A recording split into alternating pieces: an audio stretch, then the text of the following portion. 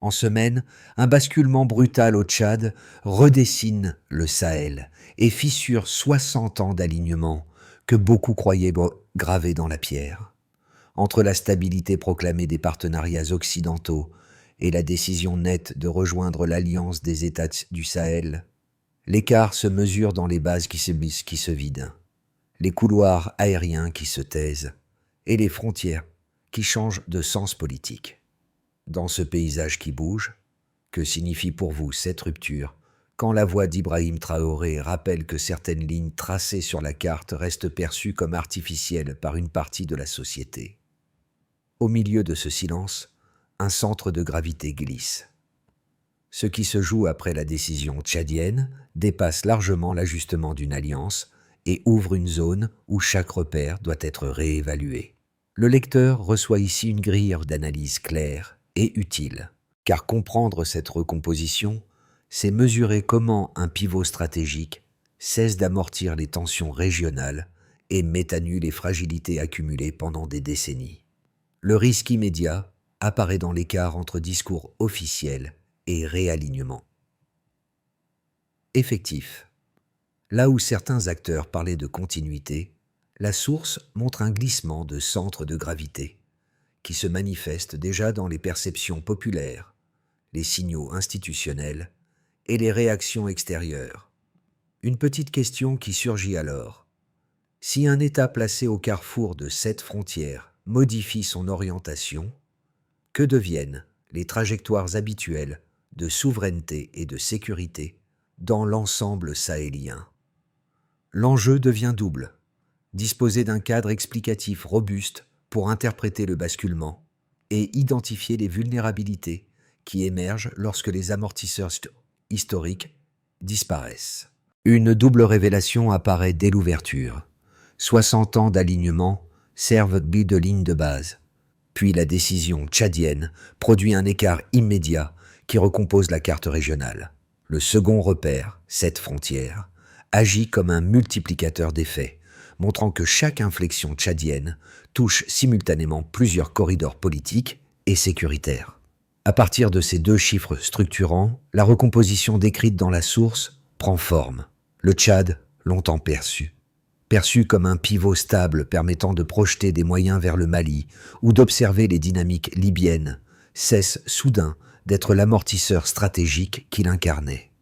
Ce retrait, présenté comme net, fait basculer l'espace régional vers une zone d'incertitude. Les discours officiels évoquant continuité et coopération ordonnée ne suffisent plus. La dynamique réelle montre déjà un glissement de centre d'influence. Dans cette perspective, la mention d'Ibrahim Traoré joue un rôle structurant, car elle relie les repères quantitatifs à une lecture politique du territoire. Lorsqu'il souligne le caractère parfois artificiel de certaines délimitations, il éclaire le mouvement en cours. Le débat sur la souveraineté dépasse les frontières administratives et s'inscrit dans une réinterprétation plus large de l'espace sahélien. La source décrit également comment le repositionnement tchadien crée une continuité territoriale inédite entre Mali, Burkina Faso, Niger et Tchad. Ce bloc émergent, présenté comme plus vaste qu'un État-continent comme l'Inde, force une relecture du Sahel. D'un ensemble fragmenté, on passe à une entité spatiale cohérente dont les ramifications vont jusqu'aux abords du Soudan. Cette transformation s'accompagne d'un changement dans la perception extérieure. Les termes « perte d'yeux et d'oreilles » ou les réactions attribuées à plusieurs capitales traduisent l'idée que ce glissement réduit les marges de surveillance et bouleverse des routines opérationnelles vieilles de plusieurs décennies. Ainsi se dessine le cadre, un avant centré sur la longue durée et les appuis extérieurs, un après marqué par la recomposition interne, la relecture des alliances et une incertitude qui, loin de n'être qu'un vide, devient un espace où de nouvelles trajectoires peuvent émerger. Idriss apparaît comme le témoin central permettant de matérialiser ce qui, autrement, resterait abstrait.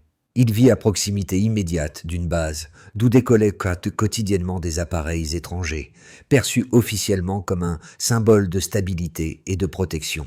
Pourtant, Dans son quartier, aucune infrastructure visible ne traduisait cette présence prolongée, créant un contraste persistant entre la puissance affichée et la réalité quotidienne. Ce décalage devient un prisme pour lire l'impact précoce du basculement. Lorsque les appareils quittent la zone, la scène ne se réduit pas à une opération logistique. Le silence qui s'installe modifie la manière dont Idriss perçoit son environnement. Le récit insiste sur cette transition sensorielle, car elle montre comment une recomposition géopolitique se ressent d'abord dans le rythme d'un lieu avant de se traduire la décision officielle. La source souligne que l'annonce du rapprochement avec l'AES a suscité des réactions populaires venues des rues et des marchés. Cet élan ne part pas uniquement des autorités. Il reflète des attentes accumulées au fil des ans. Dans ce contexte, Idriss devient un fil conducteur. Sa perception du retrait, son attention au bruit, aux mouvements, puis à leur disparition, illustre comment les habitants interprètent les gestes étatiques. Ce rôle de personnage guide rend tangible une transformation plus large. Les décisions stratégiques ne flottent pas au-dessus du réel, elles s'y impriment par rupture sensorielle. Les populations sentent tant le changement avant d'en comprendre toute la portée politique. Alors, qu'est-ce que cela change pour la région? Une mutation déjà perceptible. Le déclencheur survient lorsque le Tchad annonce sa décision de rejoindre l'Alliance des États du Sahel. Ce geste, décrit comme net, n'est pas présenté dans la source comme un simple réalignement diplomatique, mais comme la fermeture d'un espace longtemps utilisé pour projeter des moyens militaires extérieurs. Ce pivot surprend d'autant plus qu'il intervient après 6 décennies durant lesquelles N'Djamena jouait le rôle de point d'appui stable, reliant les dynamiques du nord saharien aux tensions du sud subsaharien. Le basculement mettait fin à un mode opératoire que plusieurs capitales considéraient comme acquis. Dans les zones frontalières, l'effet est immédiat. Les acteurs locaux réévaluent la solidité politique du nouvel ensemble en formation. La source insiste sur la formation d'un bloc continu. Mali, Burkina Faso, Niger, Tchad, qui modifie profondément la lecture régionale. Ce n'est plus une mosaïque fragmentée, mais un couloir stratégique aux ramifications s'étendant jusqu'aux abords du Soudan. Cette cohésion nouvelle, encore instable, constitue une secousse géopolitique en soi. La montée dramatique atteint son sommet lorsque la vidéo décrit les réactions attribuées à plusieurs puissances occidentales. L'expression « Paris en panique » ou les ajustements précipités du Pentagone sert à mettre en scène la perte d'un point d'appui considéré comme essentiel. La source souligne une vulnérabilité nouvelle, la difficulté à surveiller les mouvements internes, à anticiper les trajectoires de groupes armés ou à contrôler les flux liés aux ressources naturelles. L'idée de perte d'yeux et d'oreilles revient comme un refrain. Dans cette construction, la mention d'Ibrahim Traoré sert d'indicateur politique. Elle rappelle que les recompositions actuelles ne se limitent pas aux alliances, mais touchent que les références stratégiques auxquelles les populations comparent désormais leur trajectoire nationale. Une incapacité à encercler symboliquement les dirigeants sahéliens est évoquée, pointant une perte de levier. La phase de diffusion suit ce pic. La source décrit une relecture large de la relation entre ressources, partenariats extérieurs et marge de manœuvre interne. Les craintes d'une renégociation systématique apparaissent comme un fil conducteur.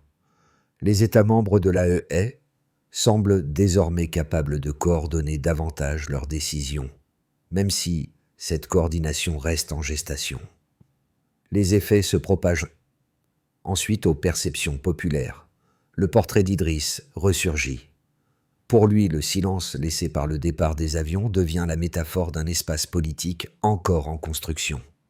Pour d'autres habitants, ce vide sonore représente une opportunité d'imaginer de nouvelles formes de souveraineté. Les acteurs extérieurs y lisent plutôt un risque. Ainsi, la séquence événementielle se déploie qu'en 3 temps. Un déclencheur clair, une montée dramatique, nourrie par la perte d'un pivot, puis une série de réverbérations où institutions, populations et observateurs tentent de comprendre ce que ce nouveau paysage implique. 60 ans d'alignement servent ici de ligne de base, et le repositionnement tchadien fournit l'écart qui rompt cette longue continuité. Cette translation temporelle n'est pas présentée comme une statistique exhaustive, mais comme un repère permettant de mesurer l'ampleur du cycle décrit dans la source, un modèle d'extraction unilatérale qui n'a guère évolué depuis l'indépendance. Ce chiffre condense un rapport asymétrique devenu structurel. Le premier repère, donc, est cette durée de 60 ans. Elle fonctionne comme une charpente qui ancre la narration dans une longue temporalité politique. Plus le cycle dure, plus sa rupture paraît significative. La source explique que cette durée symbolise un équilibre stabilisé par inertie, difficile à renverser sans un événement de choc. 60 ans résument l'idée d'une persistance difficile à réorienter rapidement. Le deuxième repère est territorial. 7 frontières. Le Tchad touche la Libye, le Soudan, la Centrafrique, le Cameroun, le Nigeria, le Niger et les zones sahéliennes adjacentes. Ce chiffre n'est pas anodin. Un pays avec 7 voisins exerce mécaniquement une influence de redistribution sur les axes régionaux. Il suffit qu'il modifie son orientation pour que plusieurs corridors politiques évoluent simultanément. Cette frontière signifie que chaque pivot affecte plusieurs directions à la fois. Le troisième repère est volumétrique. L'espace AES élargi est décrit comme plus vaste que l'Inde. Ce n'est pas une mesure géographique précise, mais un effet d'échelle destiné à faire comprendre la mutation spatiale. Une entité présentée comme plus grande qu'un État-continent n'agit pas comme une coalition ponctuelle, elle recompose les marges d'action. La comparaison souligne une montée en taille qui change le calcul stratégique. La source n'utilise donc pas les chiffres pour démontrer, mais pour structurer. Chacun d'eux sert de point d'appui à une translation temporelle, ligne de base centenaire mise en tension, une translation spatiale, 7 frontières réinterprétées, une translation volumétrique, un espace AES élargi qui redéfinit les trajectoires. C'est ici qu'intervient la mention d'Ibrahim Traoré, car elle joue le rôle de passerelle entre quantitatif et politique. En rappelant que certaines frontières peuvent être perçues comme artificielles, son nom devient un marqueur permettant de relier les chiffres à la souveraineté, les repères matériels à l'imaginaire territorial. L'usage de cette référence ne produit pas un nouvel argument, mais une articulation. Les chiffres montrent les structures et la perception du territoire indique comment les sociétés les interprètent. La logique ligne de base écart apparaît alors clairement. Avant le pivot tchadien, l'espace régional était lu comme fragmenté, tenu par des points d'appui extérieurs. Après, la formation d'un bloc continu modifie non seulement la spatialité, mais aussi la possibilité d'aligner les décisions internes. Les chiffres ne font qu'illustrer ces translations successives.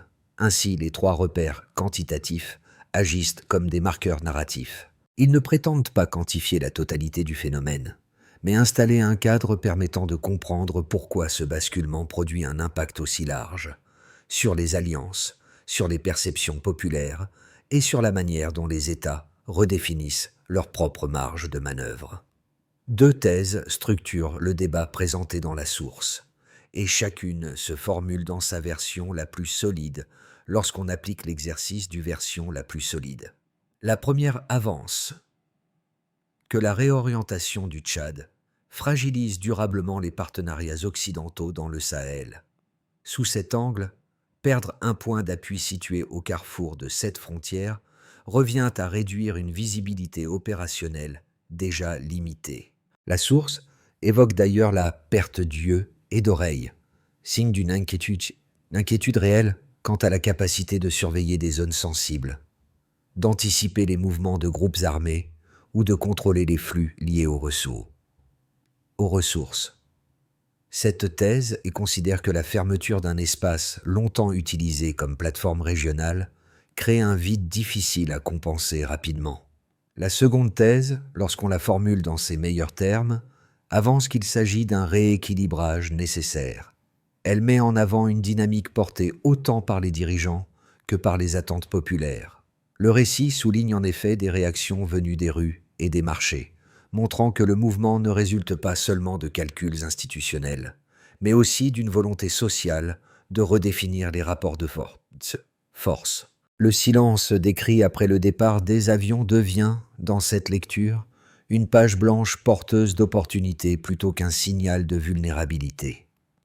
Le point de tension entre les deux visions n'est donc pas la description des faits, mais l'interprétation du vide. Pour certains, il représente un risque stratégique majeur. Pour d'autres, il marque l'ouverture d'un espace d'autonomie à reconstruire. La source ne tranche pas entre ces deux lectures, mais montre que chacune s'appuie sur des éléments tangibles. D'un côté, une perte d'appui extérieur clairement décrite, de l'autre, une cohésion nouvelle encore en formation. La force du version la plus solide tient ici à la reconnaissance de ces deux cohérences internes. Ce n'est qu'en admettant la validité partielle de chaque position que l'on comprend pourquoi l'incertitude demeure le cadre dominant de cette recomposition. C'est ainsi que la source décrit le point médian, l'instant où le retrait extérieur cesse d'être perçu comme une simple réorganisation logistique pour devenir une transformation idéologique. À partir de ce moment, la mécanique militaire n'est plus au centre, c'est la lecture politique du Sahel qui se recompose. Certains observateurs y voient une vulnérabilité accrue, tandis que d'autres y perçoivent une occasion rare de redéfinir les marges d'action. Dans cette bascule, la référence à Ibrahim Traoré joue un rôle structurant. Son insistance sur la souveraineté et sur la nature jugée artificielle de certaines frontières fournit un cadre interprétatif permettant de comprendre pourquoi le vide créé par le pivot tchadien suscitait autant de projections divergentes. La cohésion nouvelle évoquée dans la source n'est pas matérielle, mais perceptive, une façon partagée de lire l'environnement stratégique. Elle produit une polarisation immédiate entre inquiétude extérieure et anticipation interne. Le mi-parcours révèle ainsi un changement de cadre. Ce ne sont plus les moyens disponibles qui priment, mais la façon collective d'interpréter l'espace laissé ouvert. Les effets du basculement tchadien se lisent dans 4 angles distincts que la source articule avec précision. Chaque niveau révèle une dimension différente de la recomposition, encore fluide, mais déjà perceptible dans les pratiques, les discours et les attentes sociales. Du côté de l'État, voici ce qui ressort. Le récit souligne un double mouvement. D'abord une réévaluation des relations avec les partenaires extérieurs, ensuite un recentrage sur des mécanismes jugés plus favorables à l'autonomie.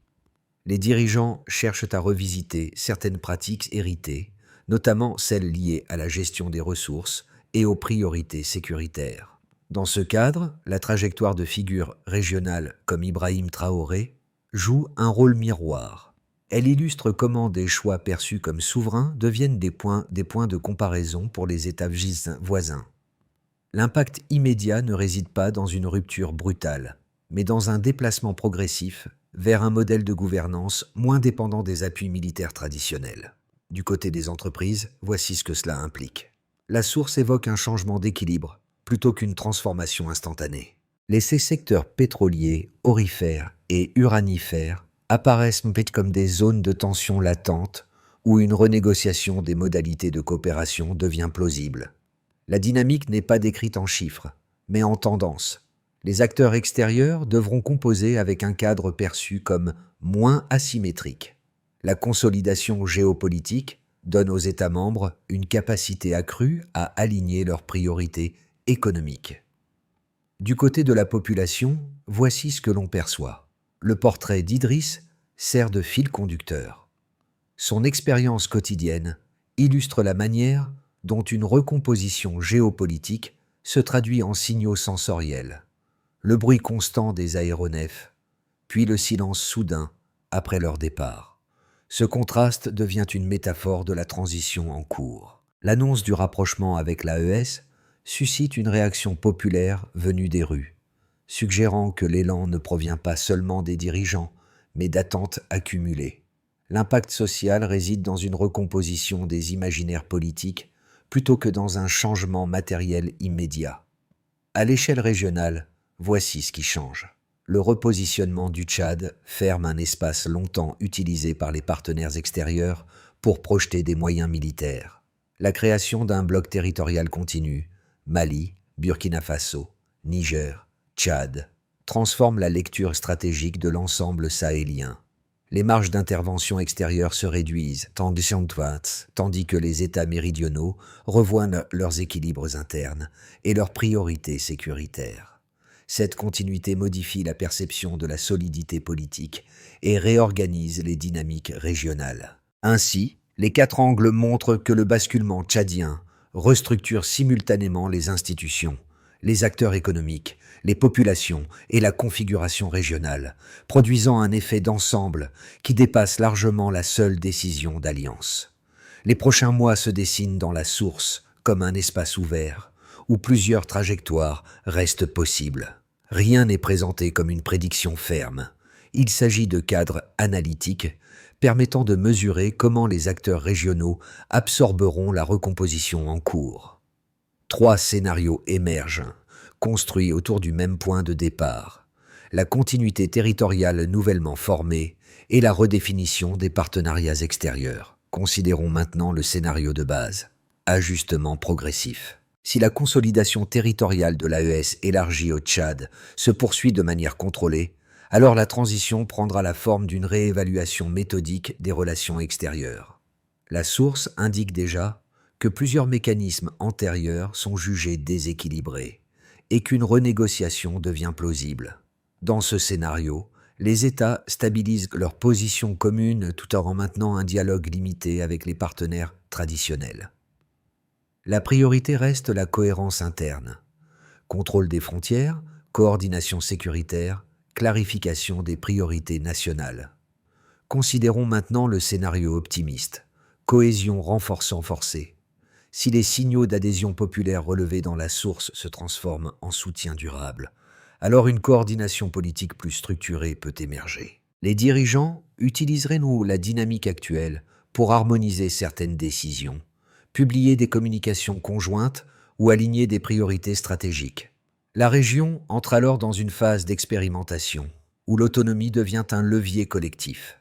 Ce scénario implique une montée en cohésion, non pas par puissance matérielle, mais par convergence d'interprétation. Considérons maintenant le scénario pessimiste: instabilité amplifiée. Si le vide créé par la réorientation tchadienne est exploité par des groupes armés ou des acteurs extérieurs, alors la fragilité de certaines zones peut s'accentuer. La source évoque la possibilité que ce moment de flottement ouvre des brèches, compliquant la stabilisation des dispositifs sécuritaires. Dans cette trajectoire, les États peinent à contenir les tensions avant que de nouveaux équilibres n'émergent. Ce n'est pas un effondrement, mais une période heurtée, marquée par des ajustements imprévisibles. Ces 3 cadres ne tranchent pas l'avenir. Ils constituent des instruments pour analyser un système encore instable. La variable déterminante sera la manière dont les acteurs parviendront à gérer le vide, aligner leurs priorités et transformer les signaux populaires en stratégies cohérentes. La recomposition décrite dans la source ne se lit pas de la même manière selon le point d'entrée du lecteur.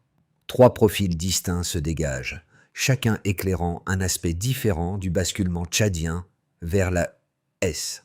Cette pluralité d'interprétations constitue un élément essentiel pour comprendre pourquoi la transition ne se limite ni à un geste diplomatique, ni à un changement mécanique d'alliance. À l'échelle régionale, voici ce qui change. Pour ce public, le vide présenté dans la source n'est pas une absence, mais un espace d'analyse.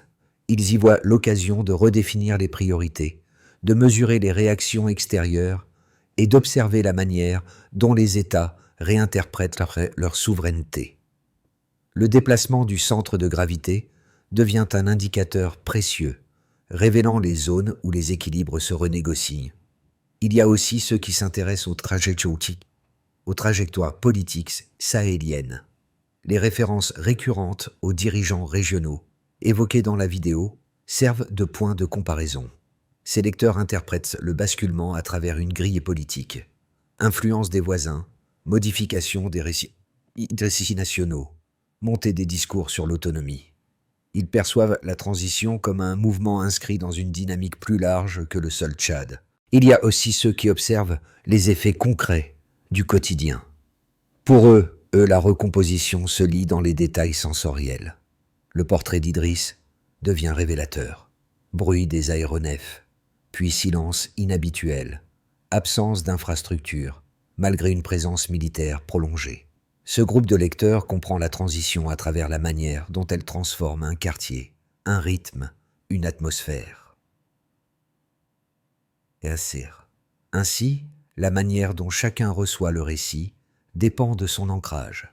La source montre une recomposition qui touche à la fois l'analyse, la comparaison et le vécu. La transition ouverte par le basculement tchadien demande une structuration progressive des priorités, et la source offre suffisamment d'éléments pour élaborer une feuille de route fonctionnelle.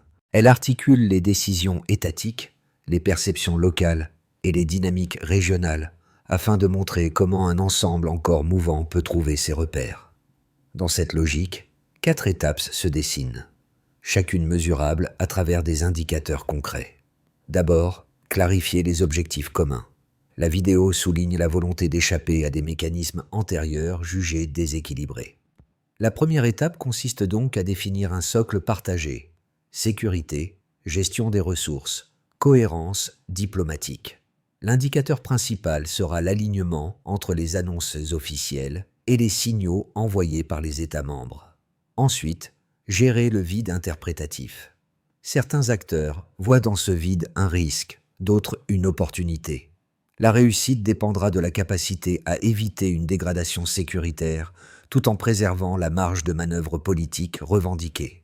Cette phase se mesure par la stabilité des zones sensibles et par la manière dont les populations interprètent celles-ci les premiers ajustements. Puis, harmoniser les mécanismes de coopération. La source insiste sur la portée symbolique de trajectoires régionales, notamment celles associées à Ibrahim Traoré, qui inspirent un imaginaire d'intégration. Les signaux clés seront les décisions parallèles, les communications conjointes et l'alignement des priorités stratégiques. Cette cohérence constitue le test central pour valider la formation d'un bloc fonctionnel. Enfin, relier les décisions aux perceptions du quotidien. Le portrait d'Idriss rappelle que toute recomposition doit résonner localement. Le succès s'observe dans la réduction des tensions, la clarté des annonces et l'intégration des attentes citoyennes dans le processus. Ces étapes forment un itinéraire où gouvernance, perception et coopération avancent ensemble. Le récit revient finalement au motif initial, le silence qui s'installe après le départ des avions. Ce silence, décrit par Idriss comme une présence nouvelle, devient la métaphore d'un Sahel en transition. Il ne s'agit pas seulement d'une absence de bruit, mais d'un espace symbolique où l'ancien rythme s'efface et où un autre cherche encore sa forme. La source montre que ce moment suspendu renvoie autant aux perceptions individuelles qu'aux recompositions régionales. Dans cette ambiance, la mention d'Ibrahim Traoré retrouve son rôle. Rappeler que la souveraineté n'est pas un bloc figé, mais une lecture politique du territoire en mouvement. Sa présence dans le récit sert de fil reliant les aspirations populaires aux réorientations étatiques. Le contraste entre vacarme et ourlet calme, entre présence saturée et départ soudain, éclaire la dimension émotionnelle de la transformation en cours. C'est dans ces ruptures sensibles que les habitants perçoivent ce que les stratégies nationales ne peuvent pas encore nommer. Ainsi, la page blanche dont parle la source n'est pas un vide à combler, mais un horizon à écrire. Une transition cherche encore son souffle. La séquence décrite dans la source se termine sur un paysage encore en mouvement, où décisions étatiques, attentes populaires et repositionnements régionaux coexistent sans se stabiliser pleinement. Cette fluidité n'appelle pas une conclusion ferme, mais un espace de dialogue.